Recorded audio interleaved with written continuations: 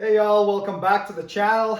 Please remember that even though I did work as a master technician for a dealership for 17 years, I'm currently not in any way affiliated with any automotive manufacturer.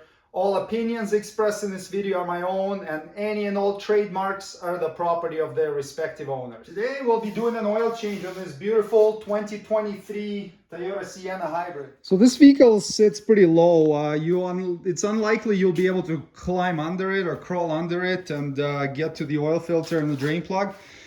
So you'll need to most likely lift it up.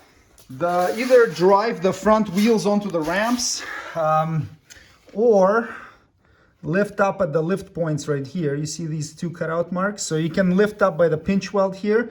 And then if you're lifting the vehicle, never work on it if it's only supported by a jack. Make sure you have jack stands there for your safety so that it doesn't fall on you. Before starting the oil change, also make sure you warm up the engine to the full operating temperature. That will help the oil drain quicker and more completely and remove the most contaminants from the engine. Go ahead and open the hood.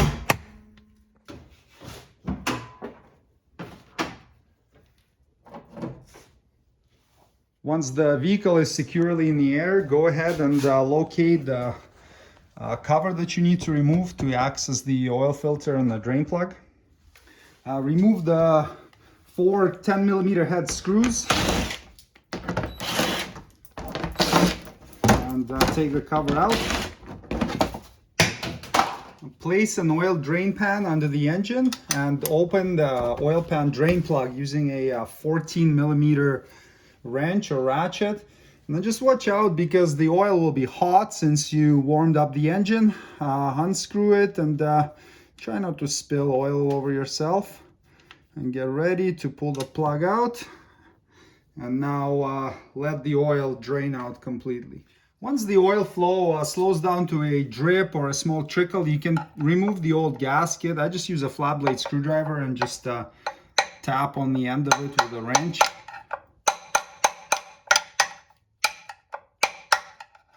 There we go.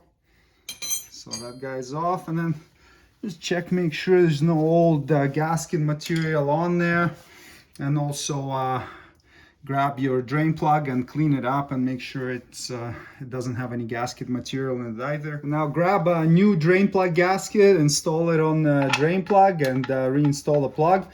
Now these gaskets, filters, oil, tools, everything you need to do this job, I have links for it below the video. So just go take a look below the video and you'll see everything you need. And now tighten to 30 foot-pounds. Now let's remove the oil filter. So for that you'll need a tool that fits on the end of it, and again you can check the links for location of that tool. And now we can slowly open the filter, and at this point I don't take it out, I just leave it there and I let all the oil drain out of it.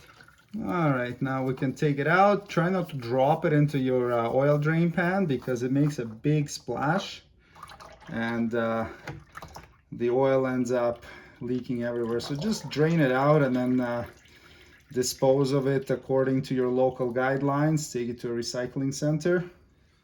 So the filter I'd use on this is the F1.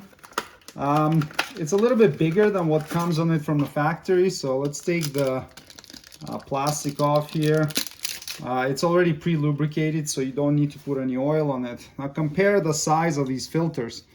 So the one that comes from factory is significantly smaller. So I prefer to use the larger one. The base on it is the same, it spins on properly. And then just wipe off the mating surface, especially if your vehicle's higher mileage. Sometimes there's dirt or sand or some stuck on there, and get your new filter in there. Line up the threads. There we go. Spin it on.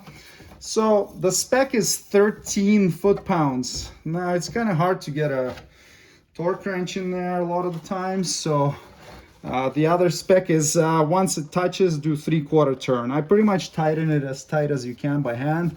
I don't use tools to tighten it, otherwise it makes it really difficult to get it off later. I'll use some non-chlorinated brake and parts cleaner.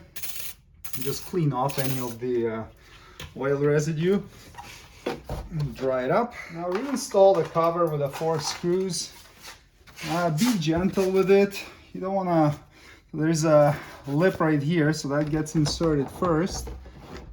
And then the 4 screws. So when you're tightening them, don't either do it by hand or do it very gently with the impact driver, because they screw into plastic grommets. And if you tighten them too much, those grommets get damaged, and then you have to replace them. Otherwise, the screws don't hold in. So that's good. Now we can get the vehicle back to the ground. Now remove the oil filler cap and install a funnel. And fill with 4.3 liters or 4.5 US quarts of 0W16 synthetic motor oil. At least in North America, that's the spec. Check your local suggestions.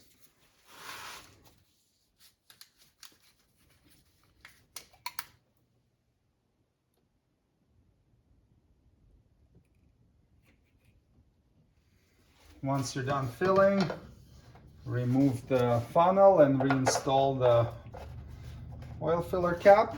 And now go ahead and start the engine to let the oil circulate. Now if the engine doesn't start, you can give it gas to fire it up. So give it gas, it's gonna run, and then just let it idle for 5 or 10 seconds. And then shut it off. After you shut it off, wait for a minute or two and let the oil drain down into the oil pan. Now that we waited for a bit, let's check the oil level. So remove the dipstick and wipe it.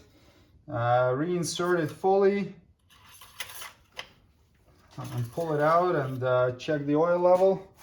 So it should be either right at this mark right here, or slightly below it, which is what we have. I'm sure if we sit here and wait another 5-10 minutes, it's gonna rise up a little bit. So that's good.